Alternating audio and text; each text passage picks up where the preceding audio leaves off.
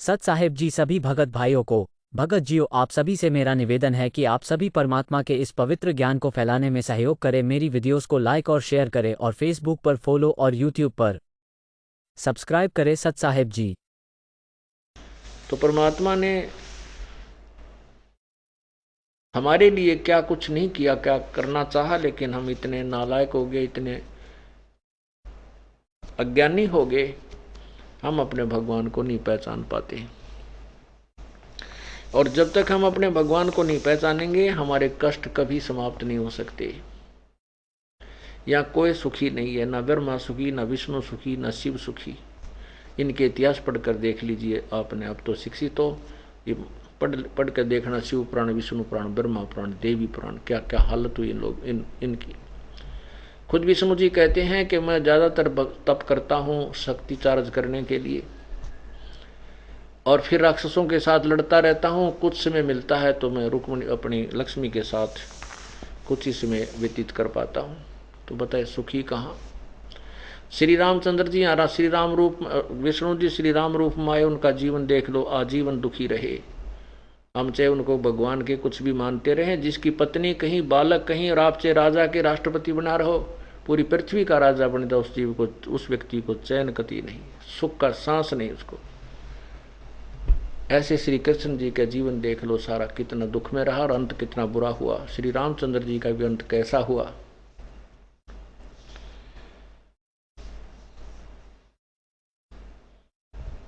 तो परमात्मा, हम सभी उस एक परमात्मा के जीव हैं, चाहे ब्रह्मा है, चाहे विष्णु है, चाहे शिव है, और चाहे अन्य प्राणी है। ठीक है, वो अच्छी पुण्यात्मा थी, उनको उच्च पोस्ट प्राप्त है, यहाँ की परमात्मा पद प्राप्त है, श्रेष्ठ आत्मा, यानी यहाँ की श्रेष्ठ आत्मा। लेकिन दुखी ये भी ज्यों के त्यों हैं। अब जैसे हम मनुष्यों में श्रेष्ठ नरेश बोला जाता है, राजा बोला जाता है। राजा हमारे से उत्तम है, शक्ति युक्त है, लेकिन वो सुखी कति नहीं है, क्योंकि वो सुख न्यारा है जिसको हमने सुख की परिभाषा का भी नहीं पता था। इसलिए हम इस झूठे सुख को सुख मान बैठे। परमात्मा कहते हैं झूठे झूठे सुख को सुख है, ये मान रहा मनमोद, और ये सकल चबी नाकाल का, भाई कुछ मुख में कुछ गोद। बेटा जाया खुशी हुई, बहुत बजाए थाल, ये तो आवन जावन लगा हुआ है, ज्यों कीड़ी का नाल।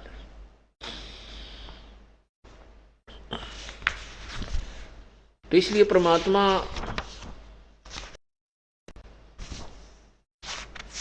कौन है, वो जो हमें सुख देता है, उसी की शरण ग्रहण करने से हमें लाभ होगा।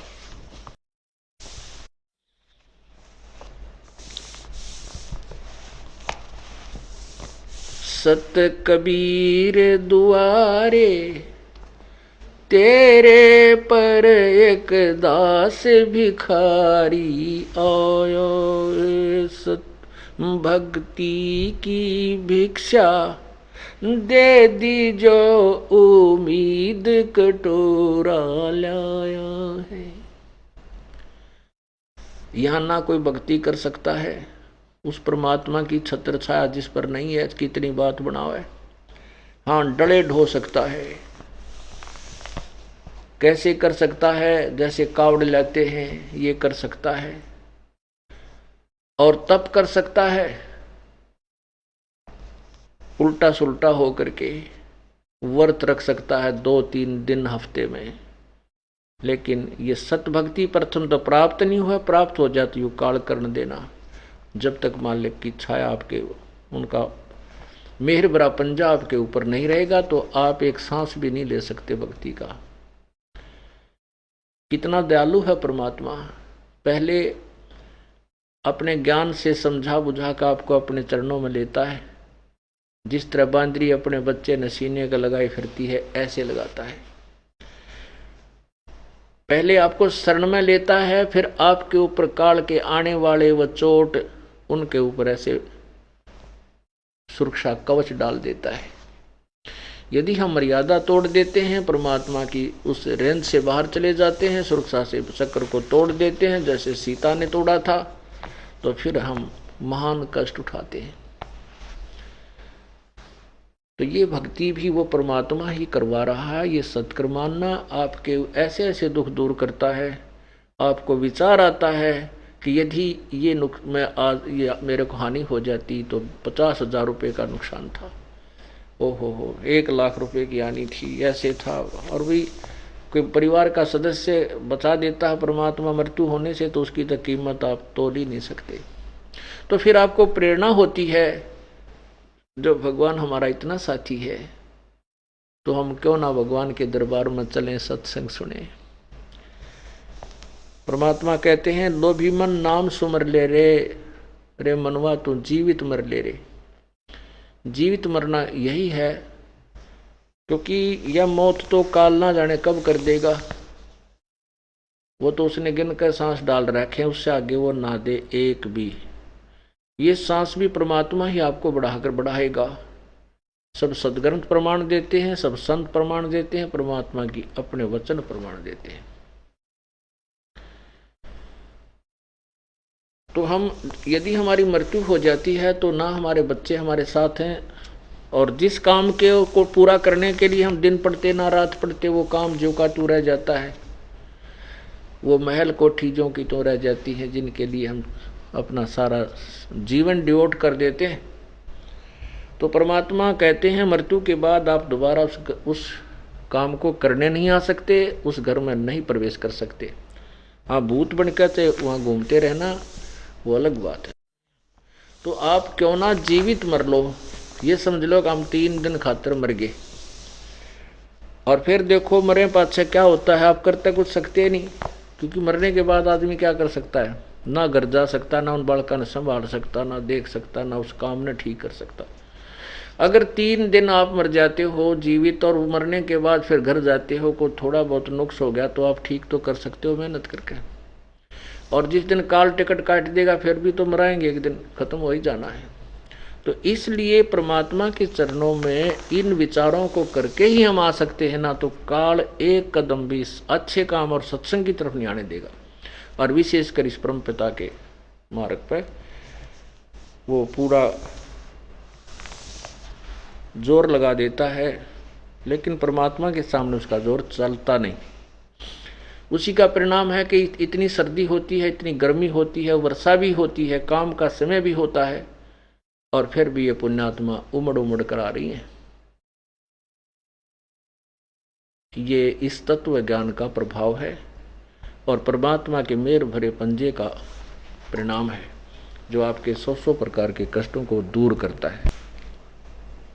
तो फिर हमने उस परमात्मा से भक्ति मांगे। एक साधे सब सदे, सब साधे सब जावे, माली सींचे मूल को फले फूले गाय।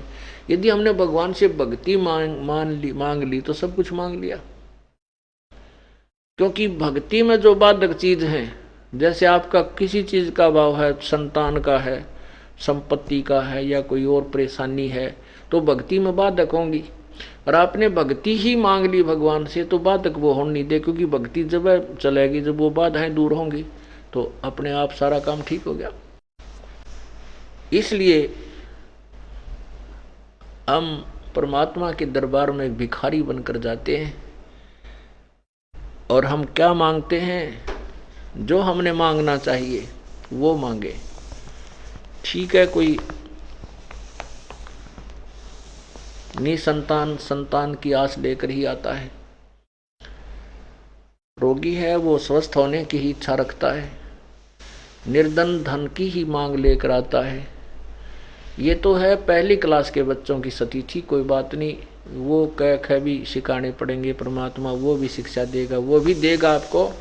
लेकिन जब आप समझदार हो जाएं फिर और कुछ ना मांगे। फिर देखो इस परमात्मा की कैसी रजा करता है आपके ऊपर।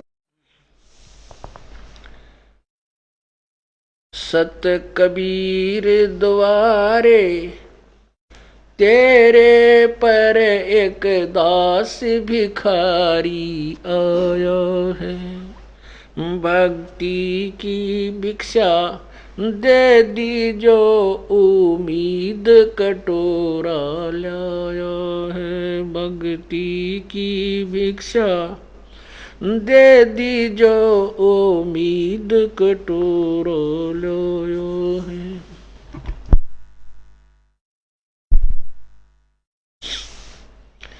तजे नरसी वाले ठाठ नहीं, मैं धन्ना जैसा जाट नहीं।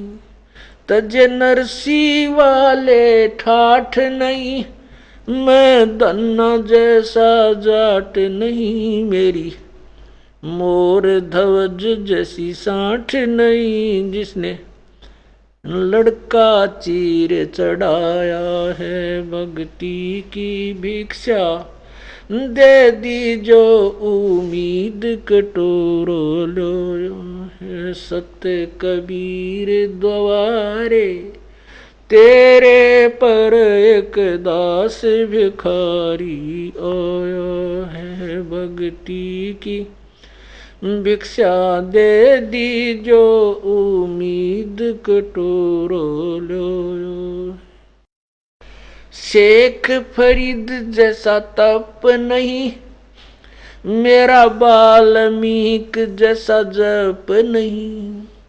शेख फरीद जैसा तप नहीं, मेरा वाल्मीक जैसा जप नहीं। मन सूर जैसी अनलहक नहीं, जिसने टुकड़े शरीर करवाया है। भक्ति की भिक्षा दे दी जो उम्मीद कटोरो लो। सत कबीर दवारे तेरे पर एक दास भिखारी आया है। भक्ति की भिक्षा दे दी जो उम्मीद कटोरो लो। दारू जैसी आस नहीं, मेरा प्रहलाद जैसा विश्वास नहीं। दारू जैसी आस नहीं, मेरा प्रहलाद जैसा विश्वास नहीं। मीरा जैसा रास नहीं, जिसने रो और नाच जाया है। भक्ति की भिक्षा दे दी जो उम्मीद कटोरा लाया है। सत कबीर दवारे तेरे पर एक दास भिखारी आया है। भक्ति की भिक्षा दे दी जो उम्मीद कटोरा लाया है। रंग का बंका जैसा त्याग नहीं, मेरा बाजीद जैसा बैराग नहीं। रंग का बंका जैसा त्याग नहीं, मेरा बाजीद जैसा बैराग नहीं। मेरा कर्मा जैसा बाग नहीं, जिसका आण खींचड़ा खाया है। भक्ति की भिक्षा दे दी जो उम्मीद कटोरा लाया है। सत कबीर दवारे तेरे पर एक दास भिखारी आया है। भक्ति की भिक्षा दे दी जो उम्मीद कटोरा लाया है। विदुर विदुरानी जैसा सम्मान नहीं, मैं सम्मान जैसा यजमान नहीं। विदुर विदुरानी जैसा सम्मान नहीं, मैं सम्मान जैसा यजमान नहीं। और सेव जो कुर्बान नहीं, जिसने शीस तो लेख लाया है। सत कबीर दवारे तेरे पर एक दास भिखारी आया है भक्ति की भिक्षा, दे दी जो उम्मीद कटोरो लो। मार कंडे जैसा ऋषि नहीं, मैं सुखदेव जो इंद्री कसी नहीं। मैं मार कंडे जैसा ऋषि नहीं, सुखदेव जो इंद्री कसी नहीं। ये माया भी मन में बसी नहीं, जब से ज्ञान तेरा समाया है भक्ति की भिक्षा, दे दी जो उम्मीद कटोरा लाया है। सत कबीर दवारे तेरे पर एक दास भिखारी आया है भक्ति की भिक्षा, दे दी जो उम्मीद कटोरा लाया। धर्मदास जो भक्ति सेठ नहीं, मेरे जीवा दत्ता जैसी उड़ सेठ नहीं। धर्मदास जैसा भक्ति सेठ नहीं, जीवा दत्ता जैसी उल सेठ नहीं। मेरा पीपा जैसा डेठ नहीं, जिसने दरिया बीच बुलाया है भक्ति की भिक्षा, दे दी जो उम्मीद कटोरा लाया है। बर सत कबीर दवारे तेरे पर एक दास भिखारी आया है। दिया द्रौपदी जैसा लीर नहीं, कोई बन्या भजन में सीर नहीं। दिया द्रौपदी जैसा लीर नहीं, कोई बन्या भजन में सीर नहीं। मेरे भिलनी जैसी धीर नहीं, जिसने बन के बीच घुमाया है। सत भक्ति की भिक्षा, दे दी जो उम्मीद कटोरा लाया। सांबर में दादू दास मिले, फिर नानक को कर ख्यास मिले। सांबर में दादू दास मिले, फिर नानक को कर ख्यास मिले। सुल्तानी को हो खवास मिले, जिसका बिस्तर झाड़ बिछाया है भक्ति की भिक्षा, दे दी जो उम्मीद कटोरा लाया है। सत कबीर दवारे तेरे पर एक दास भिखारी आया है। मात पिता और बंधु आए, माया जोड़न खूब सिखाए। मात पिता और बंधु आए, माया जोड़न खूब सिखाए। भक्ति के नालार लाए, उलटाए पाठ पढ़ाया है भक्ति की भिक्षा, दे दी जो उम्मीद कटोरा लाया है। सत कबीर दवारे तेरे पर एक दास भिखारी आया है भक्ति की भिक्षा, दे दी जो उम्मीद कटोरा लाया है। पांचों विकार सताते हैं, मन चाहा नाच नचाते हैं। पांचों विकार सताते हैं, मन चाहा नाच नचाते हैं। हे साहेब ना बच पाते हैं, माया ने जाल बिछाया है भक्ति की भिक्षा, दे दी जो उम्मीद कटोरा लाया है। सत कबीर दवारे तेरे पर एक दास भिखारी आया है भक्ति की भिक्षा दे दी जो उम्मीद कटोरो लो।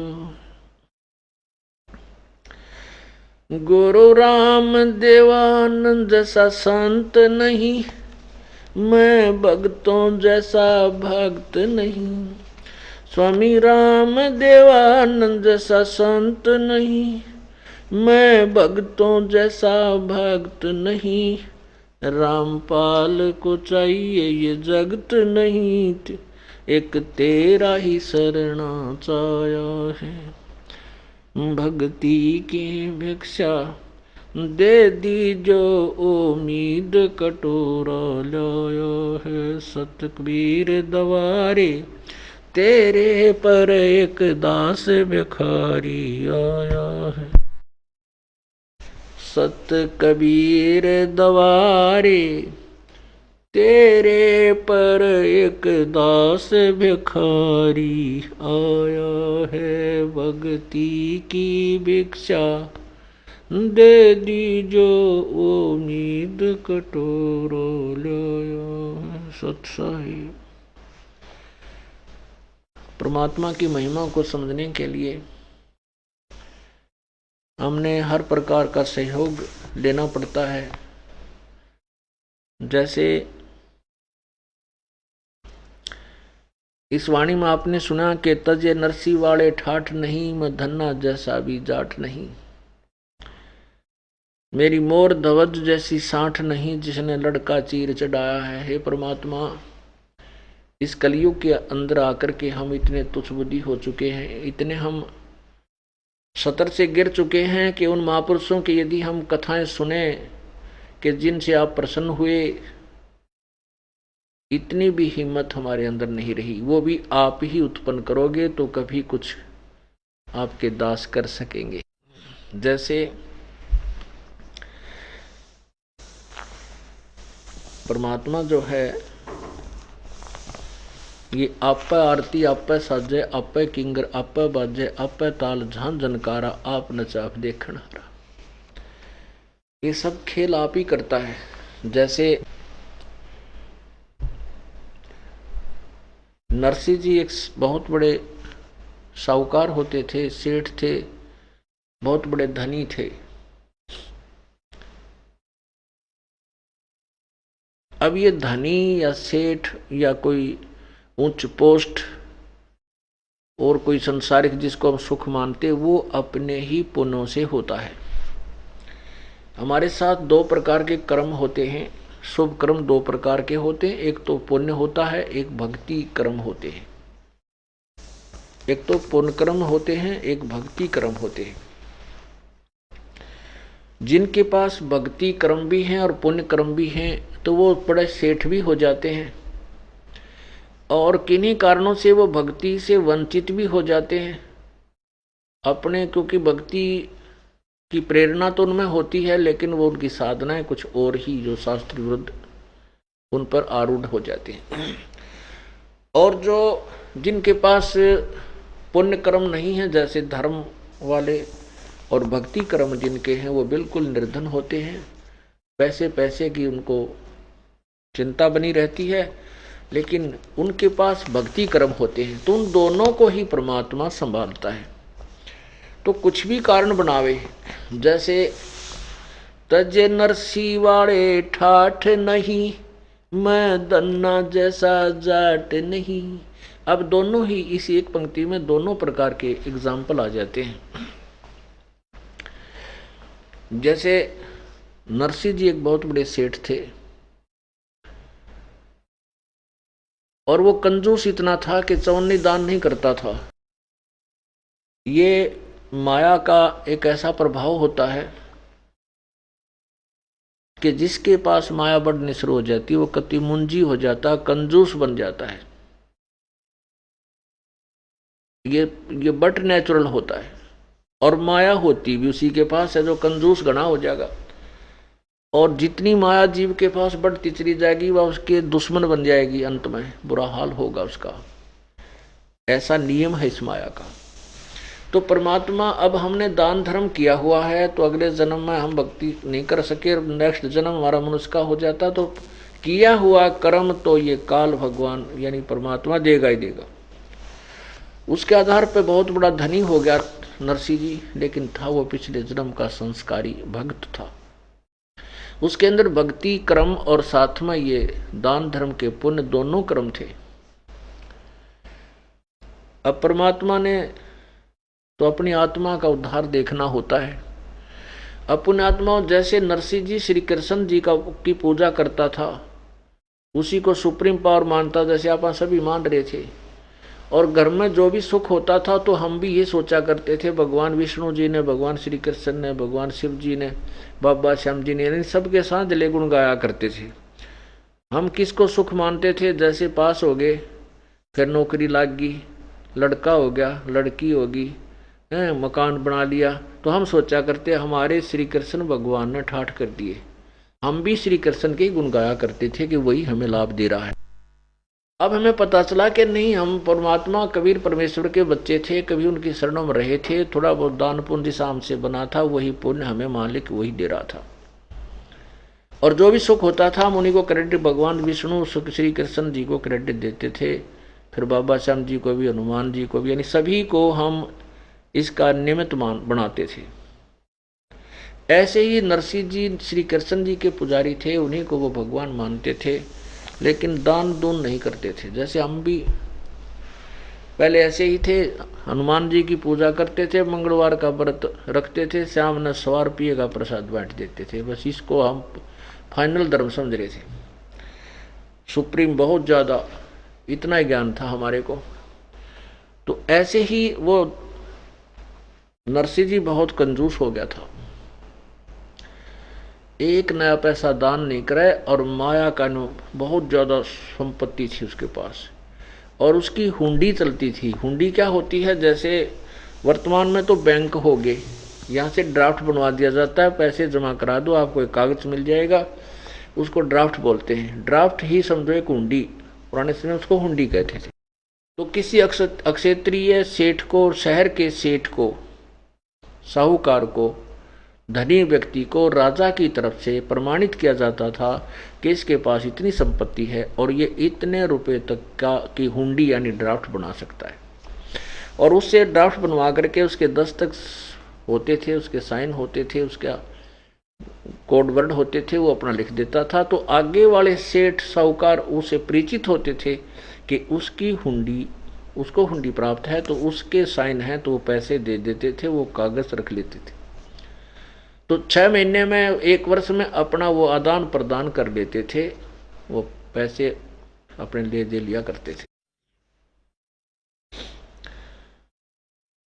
तो ऐसे उनकी इतना सेठ था कि हुंडी भी चलती थी, लेकिन दान नहीं करता था, कति कंजूस था। अब परमात्मा को पता है कि ये माया इसकी दुश्मन बन जाएगी, इस आत्मा का और नष्ट कर देगी, इसलिए उस मालिक ने अपने बच्चे को निकालने के लिए क्या क्या कारण बनाना पड़ा। हम तो भगवान से माया मांगने आते हैं, परमात्मा माया से बाहर निकालने की चेष्टा करते हैं हमारे को। अब हम बालक हैं तो हमने तो केवल माया ही दिखाई देती है, इसका अवगुण नजर नहीं आता। अब सेठ धर्मदास उसकी नरसिंह जी की पत्नी को अड़ोस पड़ोस की स्त्रियों ने कहा कि चल गंगा जी नहान चलेंगे, कार्तिक के महीने में पूर्णमासी को स्नान। तो वो कहने लगी वे पता प्रार्थना करूंगी, जब मान गया तो वो कंजूस है तो मुश्किल। तो उसने सेठ से कहा कि सेठ जी ऐसे ऐसे गंगा स्नान करके आवेंगे, आप भी चलो और मैं भी चलती हूँ। और बहुत से लोग आसपास के जा रहे हैं, बहुत आनाकानी की। सेठ ने कहने लगा कि एक रगी इतनी दूर जाकर सो रोखिम जोखिम होती है, मन में यही ठीक है, सब कुछ ऐसा है वैसा है। लेकिन वो ज्यादा आग्रह करने से उस अपनी पत्नी के साथ चला गया। तो वहां से वो पैदल चला, 2-3-4 दिन में पहुंचा। तो वहां स्नान करने लगा जब गंगा के घाट पे, तो परमात्मा एक ब्राह्मण रूप बना के आ गया और कहने लगा, सेठ जी आप इतनी दूर आए हो, स्नान कर रहे हो, आपका स्नान तभी लगेगा जब आप कुछ दान करोगे, ब्राह्मण को दान करो। अब सेठ नरसिंह कहने लगा, पंडित जी मैं थोड़ा बहुत कम पैसा, मेरे पास धन नहीं है, मैं तो गरीब सा आदमी हूँ, और यहाँ पैसा भी हम थोड़ा सा लाए हैं किराए का, रस्ते उसते खाने खुने का पैसा मेरे पास है नहीं। तो ब्राह्मण ने फिर कहा, ब्राह्मण वेशधारी प्रभु ने कहा कि सेठ जी ऐसे कोई फायदा नहीं स्नान करने का, दान नहीं किया था। उसकी पत्नी ने भी कहा कि दे दो कुछ थोड़ा बहुत, ब्राह्मण आया है, नाट्या ना करते। तो उसका भी सर हो गया, तू नाले बोल वाली ना, सोचा लिया तने हैं, नाले तू चुप करे। कहने का भाव है कि ज्यादा आग्रह करने से ब्राह्मण वेशधारी परमात्मा के, सेठ ने बोला 1% दूंगा, 1%। परमात्मा बोले रहा 1% ही दे दे, फिर कुछ तो दे। कहने लगा वहां आजिए, हमारे वहां स्थान, हमारे उस घर पे, हमारे घर पे आजिए जब दूंगा। परमात्मा बोले भाई एड्रेस बता दे, मैं तो वहां आ जाऊंगा। तो उसने, सेठ ने सारा एड्रेस लिखवा दिया। किता होगा इतनी दूर 1% खातिर, कौन धक्के खाना जाएगा। उसका उद्देश्य ये था कि वो टल जाएगी भला। परमात्मा कहते हैं जो जन हमारी शरण है ताका हूं मैं दास, भाई गेल गेल लाग्या फिरू हूं जब तक धरती आकाश। तो सेठ जी अपना नहा धोकर निश्चिंत होकर घर पहुंच गए 2-3 दिन में। अब सेठ जी ने जाकर तब अपनी गठड़ी धरी थी रस घर पे, और परमात्मा तो 1 सेकंड का काम था, वहां पहुंच गए और जाते ही दरवाजा खटखटाया। कहा भाई, वो नौकर आए बाहर, कहने लगे कौन है, आओ जी कैसे आना हुआ। ब्राह्मण वेशधारी प्रभु ने कहा कि भाई आपके सेठ जी ने मेरा 1% दान करने की उधार कर रखी है, और उनको कहो कि वो ब्राह्मण आया है वो दान मेरा दे, मैंने आगे जाना है। अब उन नौकरों ने जाकर कहा कि सेठ जी एक ब्राह्मण आया है गंगा घाटते हैं, और वो न्यू कहेगा आपने कोई 1% देने की, दान की आपने वचन किया था, वो दान मांग रहा है अपना। अब सेठ जी का तोड़ी पड़गी कि तो बड़ा कमबख्त गेल गेला मर रहा है, इसने तो बड़ी, कहने लगा न्यू कह दे सेठ जी बीमार हो गए और परसों देंगे, परसों बाट सफर चल कर आए हैं। तो उन्होंने कह दिया भाई ऐसा है ब्राह्मण जी, सेठ जी पैदल चल कर आए हैं, कुछ तबीयत ज़्यादा ढीली होगी है, परसों कहें हम, परसों आपको 1% दे देंगे। परमात्मा बोले भाई ठीक है, ले परसों दे देंगे, तो ले के जाना पड़ेगा। बार बार के आया जाए। तो उन्हीं का बाग था सेठ का, उसी में ला लिए डेरे भगवान ने, वहीं लौट गया। तो श्याम ने पूछा रहा वो कहाँ ब्राह्मण गया, का यहीं खड़ा है, यहीं है। नौकरान बताया जी बाग में लौट रहा है, विश्राम कर रहा था। अब सेठ ने भी सोची भाई आज तो इसने टके की आंट लाई है, तड़के 10 रुपये पड़ जाएगा, इसने तो राह ही पाएगी, इसने को रास्ता मिल गया है, ये फिर घना दुखी करेगा, इसलिए इसकी टंटाई अभी काट दो, इसको मैंने देना ही नहीं, ये फिर परेशान करेगा नहीं। तो सेठ जी ने या उल्टी पट्टी, उल्टी गांठ लगा ली। अब वो परसों आ गया, परसों उठकर सवेरे परमात्मा ने फिर कहा भाई मेरे सेठ जी को कहो वो पैसा दे। नौकर गए, वो बोले जी ब्राह्मण आ गया है कि आज आपने आज का नाम लिया था।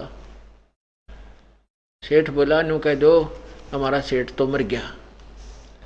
अब नौकरों ने तो आदेश का पालन करना था, उन्होंने जा कह दिया भाई ब्राह्मण जी बड़ी दुख की खबर है, हमारे गुरुजी की तबीयत ढीली, हमारे जो सेठ की तबीयत कई दिन तक ढीली थी भाई, सफर में आए थे और उनकी तो मृत्यु होगी। तो ब्राह्मण रूपधारी परमात्मा बोले भाई बात तो बनी बहुत बूंदी, फिर अब तो लकड़ी गिरवा के जाऊंगा, ऐसे थोड़ा जाया जाता है। अब तो भाई इसका अंतिम संस्कार करा के जाऊंगा, न्यू के जाया जा हमारा यजमान है। ठीक है, अब वो सेठ को बताया जी सेठ जी वो तो न्यू का है, आपका अंतिम संस्कार करवा के जाऊंगा। अब सेठ ने पक्का आंट लाड़ी के काल तो बहुत जबरदस्त है, उल्टे रास्ते को जीव भी बड़ा राज्य होगा पकड़ता है, ग्रहण करता है। सेठ बोला तुम मेरी अर्थी तैयार करो और लकड़ी ढोने लग जाओ। ये भी इतना बड़ा सेठ मरे तो सारा गांव गेल हो लिया करे, वो चार नौकर लकड़ी ढोवे। परमात्मा भी जान गया, कहाँ पता तो था अंतर्यामी थे वो 4 नौकर लकड़ी ढोवे उसकी। और उन चारा ने उठा कर सेठ लौटा लिया और चल पड़े। परमात्मा ने भी ठा लिया कीकर का मुसड़ लठ पड़ा था कोई ओड़ा बोड़ा लक्कड़ और कंधे पर रख के उसके पीछे पीछे वो लिए। अब वो जहां वहां पहुंचे तो सेठ बोला तुम चिता बना दो। ऊपर रखवा ली अर्थी चिता बनाने लगे। चिता भी तैयार कर दी, ऊपर भी लौटा लिया। अब वो कहने लगे, परमात्मा बोले रहे निकम्मे, ए सेठ जी इतने एक टके के दान ना करने के लिए और भाई जड़ा मत ना क्यों मुझे पाप का भागी बनाओ है, मैंने तेरा टका माफ कर दिया।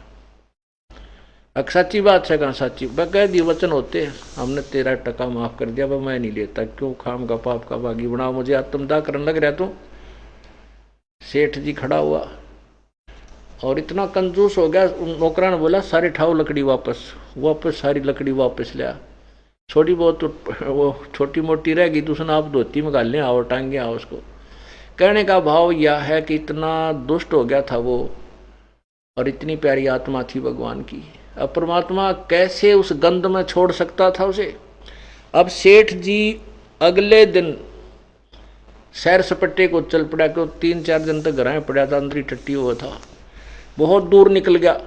उधर से परमात्मा ने नरसी रूप धारण किया और पहले आ गया। अपने उन नौकरों से कहा भाई वो जो ब्राह्मण था ना वो 2 रुपया है, बहु रुपया है, और वो आज मेरा रूप बना के आएगा, उसको अंदर मत प्रवेश होने देना, ना माना उसका 2 दड़ाक धर दियो। अब उन नौकरों ने तो भाई गुरु जी अपने आदेश था अपने सेठ का,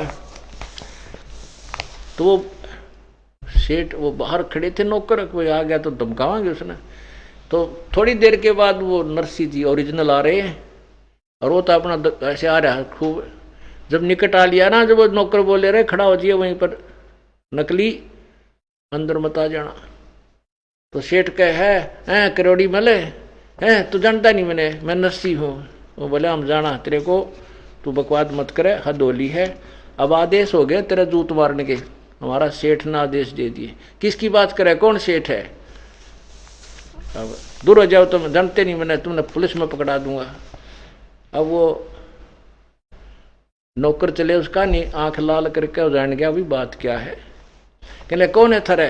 अक महाराज सेठ अंदर है, उनका आदेश है, नरसी अंदर हमारे, उन्होंने आदेश दिया तू चला जा। उन्होंने कह रखा मेरे को हमारे को कि वो नकली आज मेरा रूप बना कर आओगा, तूने वो काम कर दिया रे।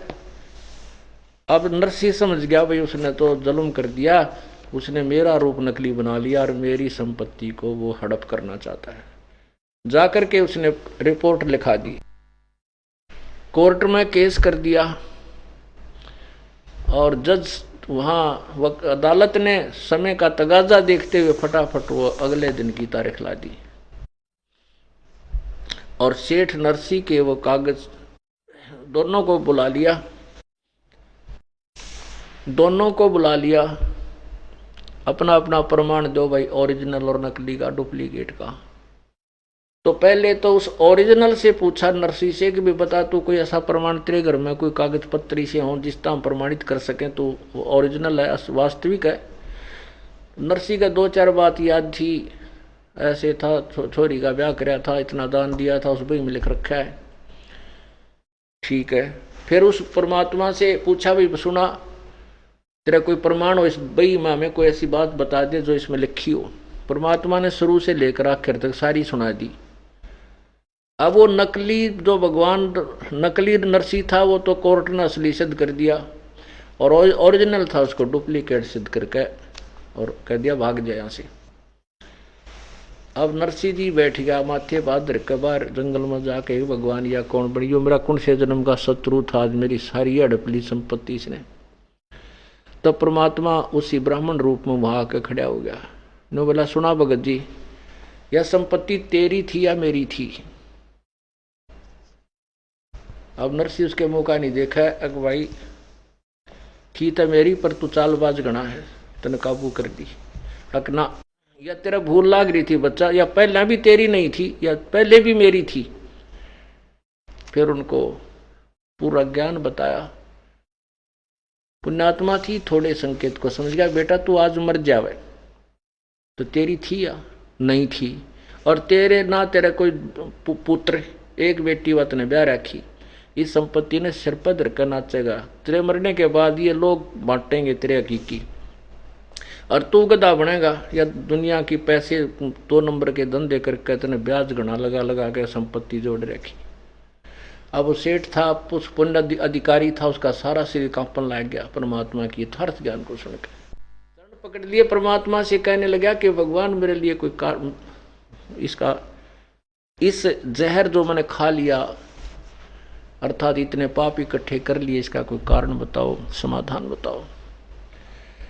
परमात्मा ने कहा कि मैं तेरे को संपत्ति दे दूंगा, पर इसने बांट दे तू, यानी धर्म में ला दे सारी को, तेरी तब जान बचेगी।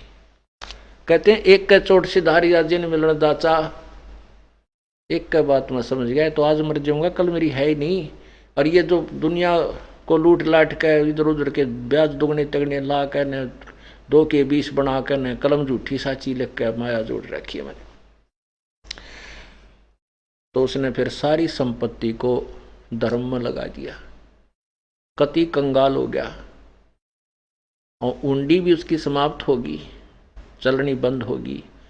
हकीकियों ने भी, रिश्तेदारों ने और सेठों ने, गांव वालों ने, सब ने उसको नकार दिया, पागल हो गया, तो मूर्ख हो गया, इसने तो नाश कर लिया, उजड़ गया।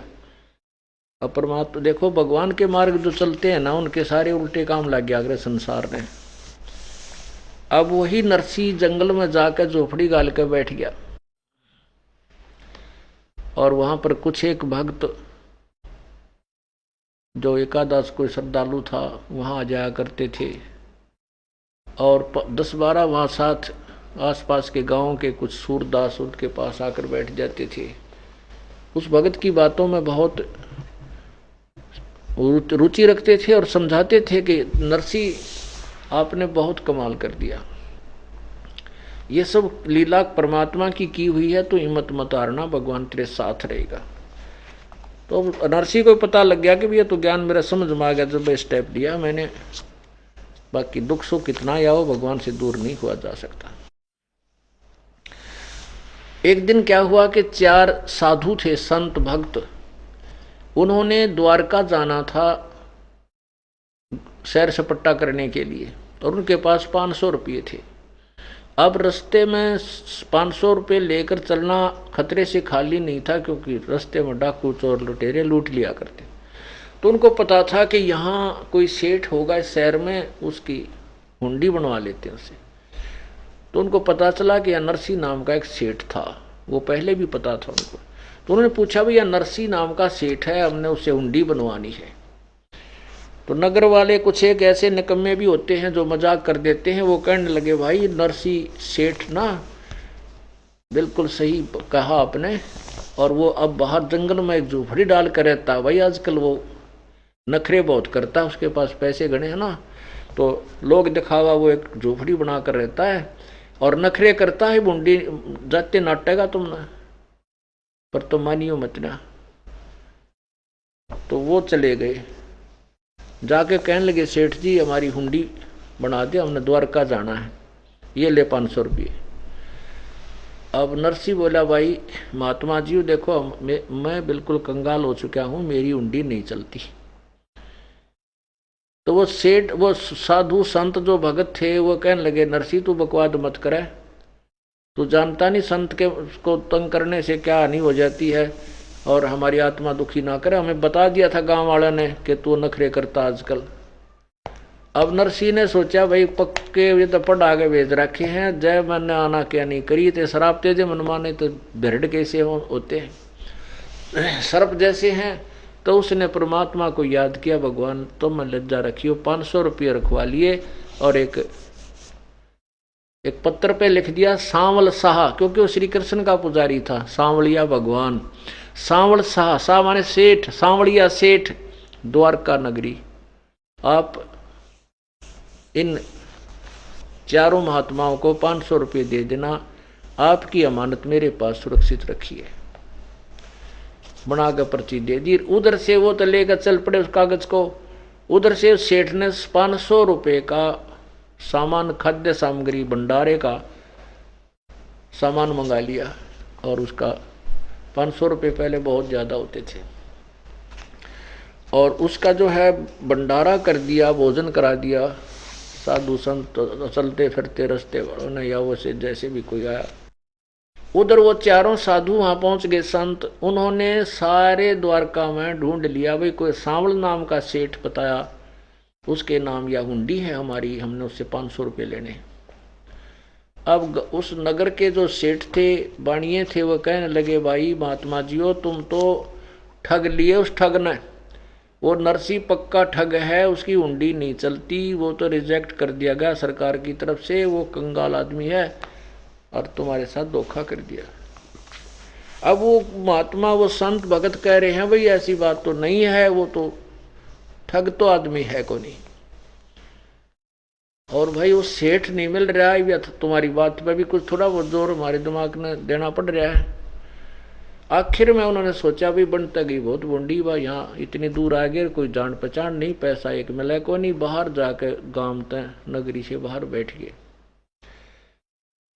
उधर से उस भगत के अंदर की जो पुकार थी, नरसिंह जी ने अपनी ध्यान दृष्टि से देखा कि भगवान ने उनको पैसे दिए कि नहीं दिए।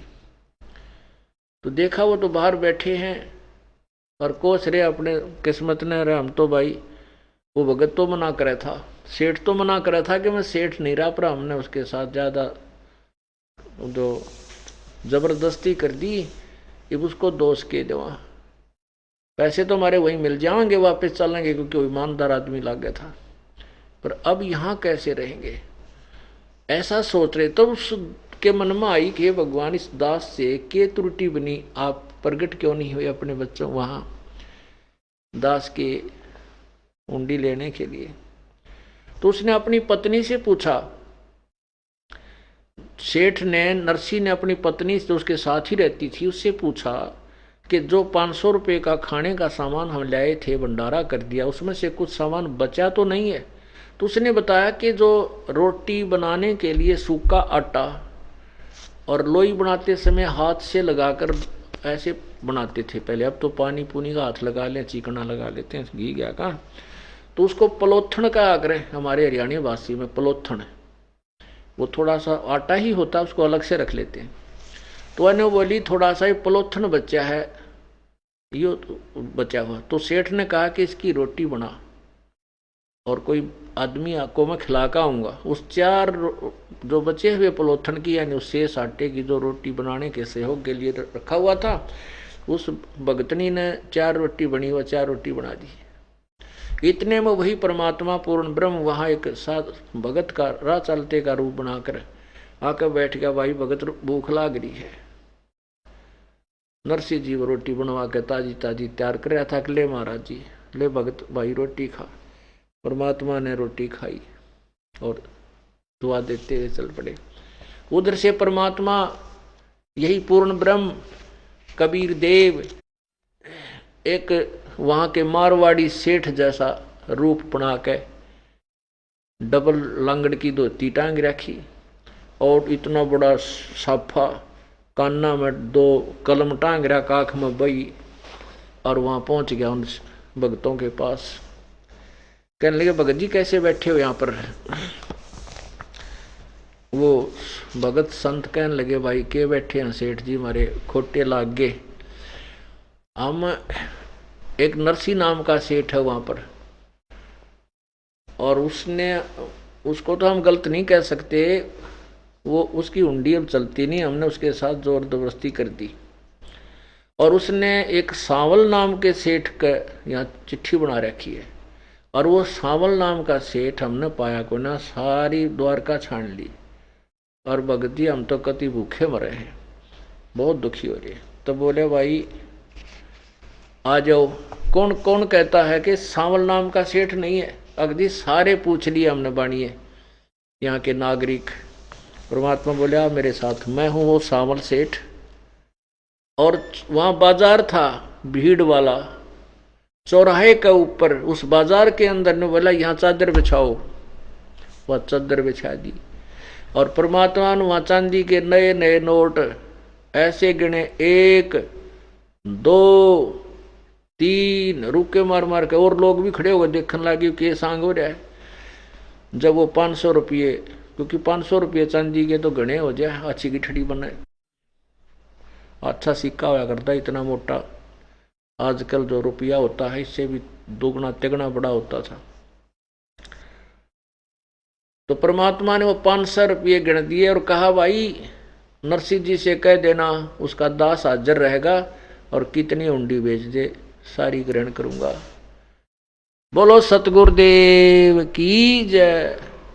तो पुण्यात्माओं, परमात्मा जो पूर्ण ब्रह्म है, सभी काम वही सारता है। लेकिन हम जिस भी इष्ट की आड़ लेकर के वर्तमान में जो शास्त्रविद साधना भी कर रहे होते हैं, और हम सोच लेते हैं कि ये मुझे लाभ उस भगवान ने, श्री कृष्ण ने दिया, क्योंकि नरसिंह जी उसी का पुजारी था। लेकिन करे करावे साइया मन में लहर उठा, और दादू सिरदर जीव का वो आप बगल हो जा। उस परमात्मा ने ही नरसिंह जी की हुंडी ली थी, पूर्ण ब्रह्म ने। कहते हैं नरसिला की हुंडी झाली सांवल सा कहाया, द्योती का ब्याह भया जब भात भरण को आया। वही कबीर परमात्मा, वही पूर्ण ब्रह्म, सारी सृष्टि का रचनहार परमात्मा नरसिंह जी की सेवा में हाजिर हुआ। कहते जो जन मेरी शरण है ताका हूं मैं दास। ओए नरसिंह बैठा अपने घर पर, भगवान खड़ा द्वारका में, और फिर भात भरने के लिए परमात्मा ने स्वयं ही उनकी सेवा की जो है ना सहयोग दिया। तो अब यहाँ क्या प्रार्थना करते हैं, हमने ऐसे अर्ज करनी है, परमात्मा हम तो इतना भी व्योत को नहीं हमारा, हम नरसिंह जैसी कुर्बानी कर सका। हे परमात्मा हम तो इतने सतर गिर चुका है कि हम तो उस धन्ना भगत एक किसान था, और वो किसान बीज बीजने जाता है, किसान कभी भी बीज दान नहीं कर सकता, वो चाहे उसके सारा कुछ दान करवा ले। और उस किसान रास्ते में वो ज्वार बोने जावा था, रास्ते में परमात्मा ने लीला की, 4 भक्त आ रहे थे, और वो कहने लगे भक्त राम राम करी धन्ना जी ने। तो समझ गई ये भगत दिखा है। कहने लगे भाई भगत जी हम बहुत भूखे हैं, 3 दिन हो गए रोटी नहीं खा ली, कहीं अन्न नहीं मिला। ये राजस्थान का मामला जान गया भगत जी भी, एक बार नहीं भूखे होंगे, बिल्कुल नहीं मिला होगा। तो उसने कहा भाई मेरे पास ये ज्वार है, ये बीज ये ले लो। तो भूखे मरे थे, जब वह खा गए धकागे भीतर ने नोकी न सूखी। तो जब सारा उन चारों ने वो दड़ी 2 दड़ी पक्की ज्वार खा ली, अब भगत जी ने सोचा है घर के लड़ेंगे भाई, घर वाले ऐतराज करेंगे। उन्हें कांकर इकट्ठी कर ली, कंकर, और डाल ली उसी झोले में जिस ते ज्वार बीज जा करें। तो जाकर के अपनी वो ज्वार कंकर बीज दी। पड़ोसी साथी किसानों ने सोचा ये बीज रहा है, लड़ाई से डरते ने वो ऐसे ड्रामा सा करके और आ गया करने। कुछ दिनों के बाद और दूसरे किसानों के तो वहां ज्वार उपजगी उगगी, और भगत जी के मतीरा की बेल, ये तुम्बे होते हैं, उनकी बेल इतनी ज्यादा उगगी उसके खेत में, और इतने मोटे मोटे वह तुम्बे लगे हुए।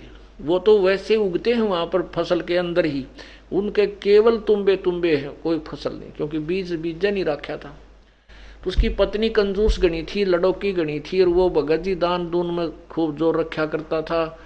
वह बहुत गर्म मिजाज की थी। उसको पता चला कि तुम्हारे खेत में तो मतीरे यानी तुम्बे की बेल है, इसे मोटे मोटे तुम्बे पड़े हैं ज्वार को ना। जान की वाक भगत जी ने गड़बड़ करी है, इसने जरूर किता न किता दान कर दिया है, वो बीज भी बर्बाद किया होगा। पर सोचा पहले एक बार खेत देख कर आती हूँ, वो लड़ाई नहीं करा करते दूसरे के कहे था। वहां गई तो देखा उन्हें सचमुच नरे मतीरे से मोटे मोटे पड़े ओड़े बोड़े उसका वहां फल लगे हुए। तो वो एक तुम्बा तोड़ के कचाला उस पर, इतना बारा था। आगी। उधर भगत जी उसके खेत ख्यात में जाता, जब अब और भक्तों के साथ चर्चा करता था उसके पास आ जाते थे और वो ऐतराज भी करा करती कि तू काम नहीं करता, सारा दिन गप्पे मारता रहता है इतने, और काम में को नहीं, सारा दिन भगता दौरे बैठा रहे। तो उसने देखा भगतनी आगी भाई और सिर पर तुम्बा धरे आवे और आज खेत देख का आई है तो लड़ा तगी, इस पर कोई शक नहीं। तो उसने अपने साथियों से कहा तुम जल्दी जाओ भाई। वो तो उठ गए बेचारे। तो वह आई गर्म हो रही थी, उसने कहने लगी जी खेत में ज्वार बोक आए थे। वो के उत्तर दे बोलिया को नहीं नू कर दी नाट। कहने लगा कहाँ गई, वो बीज लेके गया था खेत में, तो ज्वार नहीं बो रखी, वो तो तुम्बे पड़े देख, ये तेरे ये बच्चे का तेरे को खाएंगे। ऐसे वो सिर पे रखा हुआ था, नो का नो भगत जी के सिर में ठोक्या, सिर में मारना चाहा, भगत जी थोड़ी सी सरक गया एक तरफ ना, और वो तुम्बा जो था बारी था वो एकदम जमीन पर लग कर फट गया। फट गया तो उसमें तो एक दड़ी यानी 5 किलो पक्की ज्वार पीसना करी करा यानी स्वच्छ ज्वार निकली। अब वह भगतनी एक बार तो भगत जी की तरफ देख रही है, जो ऐसे करके दूसरे आक्रमण की बाट देखा था के करेगी या, और कभी उस ज्वार की तरफ देख रहा है कि ये ज्वार, वो देख रही है कि ज्वार कितना है इस वतीरे में। फिर भगत जी तो लड़ाई तो दी छोड़वा, चद्दर लेकर भाग ली उल्टी है, उस ज्वार को उठा के घर न रखी। वहां क्या करा उसने, अपनी चद्दर बिछाई, मतीरा ठाया, उड़ा फोड़ा है, उसमें दड़ी पक्की ज्वार निकला है 5 किलो पक्की एक में। पागल सी होगी, क्यों भूख मरी थी ये। ढेर लाग गया ज्वार का, दन्ना जी भी पहुंच गया, आसपास के लोगों को पता लगा, ग्रामीण को, वो भी पहुंच गए। फिर वह लागी डौन ज्वार को, गठड़ी बांधर चल पड़े। दन्ना जी बोले जितनी तेरे खेत में होने की तुझे आशा है उतनी ही आप रखना, बाकी मत लेना, बेईमाना ना करिए। देखो और भी क्यों, फिर वर्षा हुई नहीं, औरों के ज्वार तो उगी वह परिपक्व नहीं हुई, भूख मरी होगी। तब दन्ना जी ने कहा कि इसको ज्वार को अन्य नगरी में भी वितरित कर देने वाली ना, क्यों कति ना करो, मतलब सारी ले जाएंगी। तो वो लागी डौन, वह 2-4 गठड़ी तक डोली उसने जितनी उसकी थी, जब तक तो वह ज्वार थी। फिर वह गठड़ी बांध के ला, वहां तक तो बोझ मरती है वजन से, और घर उतार के खोल रहा तो उसका वो उसके जो है ना वो बन जा, बूमबड़ा कहते हैं, अर्थात उसमें जैसे वो ज्वार निकालने के बाद, बाजरा निकालने के बाद उसके कवर रह जाते हैं छिलके, वो छिलका बन जा उस पूरी ज्वार का। वह गठड़ी खोल रहा वो छिलका बन जा। पर दन्ना ने कहा कि अपने हिसाब की राख ले, तेरे बाकी रहेगी नहीं। वह बैठ गया अपना चुप। उस दन्ना ने कहा बाकी ग्रामीणों से कि भाई तुम भी अपने बच्चों के लिए ले जाओ इस वजह। तो यहां हम ये प्रार्थना करते हैं कि दन्ना जो नरसी था उसके पास धर्म पुण्य ज्यादा था, भक्ति पुण्य भी था, कर्म थे। अब दन्ना जी के पास केवल भक्ति कर्म थे, वो पुण्य नहीं किसी जन्म में हो पाया था। तो दोनों को ही परमात्मा ने संभाला और दोनों की कुछ ऐसी क्रिया करके उनको पुनः अपनी भक्ति में दृढ़ किया। तो वो सब छल छीदर कबीर परमेश्वर ही करता है, कि कहते हैं सो छल छीदर मैं करूं अपने जन के काज। तो वो परमात्मा ही हमारा हितैषी है। हम अभी तक किसी अन्य भगवानों को अपना जो है साथी मानते थे, सहयोगी मानते थे, संरक्षक मानते थे, वो नहीं थे, क्योंकि वो तत्व ज्ञान की रोशनी में हमें अब स्पष्ट नजर आ रहा है। गीता जी अध्याय नंबर 15 के श्लोक नंबर 16 और 17 में 3 भगवान बताए हैं, एक क्षर पुरुष, एक अक्षर पुरुष। क्षर पुरुष ये ब्रह्म है जो 21 ब्रह्मांड का मालिक है, अक्षर पुरुष ये परब्रह्म है जो 7 संग ब्रह्मांडों का प्रभु है। लेकिन ये केवल किए हुए कर्म तक ही सीमित है, ये नाशवान है, इनके प्राणियों के भी शरीर नाशवान है। 17वें श्लोक में 15वें अध्याय में गीता जी में कहा है कि उत्तम पुरुष है तू अन्य है, जो वास्तविक भगवान है इन दोनों से भी न्यारा ही है, और वही परमात्मा इति उदाहरते वही भगवान कहा जाता है, और वही तीनों लोकों में प्रवेश करके सबका धारण पोषण करता है। वो अव्यय ईश्वर है, वो अविनाशी परमात्मा है, वही सबका धारण पोषण करता है, सबको वही देता है। जैसे अक्षर पुरुष एक पेड़ है, निरंजन वाकी डार, तीनों देवा शाखा हैं, ये पात रूप संसार, यानी मूल से ही, जड़ से ही पूरे पौधे को खुराक जाती है, आहार जाता है। ऐसे ही उस पूर्ण परमात्मा की भक्ति से हमें इष्ट रूप में साधना करने से लाभ होता है, और वही हमारे सब काम ठीक करता है। तो यहाँ यही प्रार्थना की जाती है, परमात्मा हम तो इतने भी योग्य नहीं रहे कि धन्ना जी जैसे हम बीज भी बांट दें, नरसी की तरह हम सब कुछ लौटा भी नहीं सकते प्रभु। हम तुच्छ आत्माओं को तो आपने जैसे उचित लगे ऐसे ही सुधार करना होगा। आप हमें अपनी भिक्षा की भीख अवश्य दे दें। बोलो सतगुरुदेव की जय। सत साहेब जी, सभी भगत भाइयों को, भगत जियो, आप सभी से मेरा निवेदन है कि आप सभी परमात्मा के इस पवित्र ज्ञान को फैलाने में सहयोग करें। मेरी वीडियोस को लाइक और शेयर करें और फेसबुक पर फॉलो और यूट्यूब पर सब्सक्राइब करें। सत साहेब जी।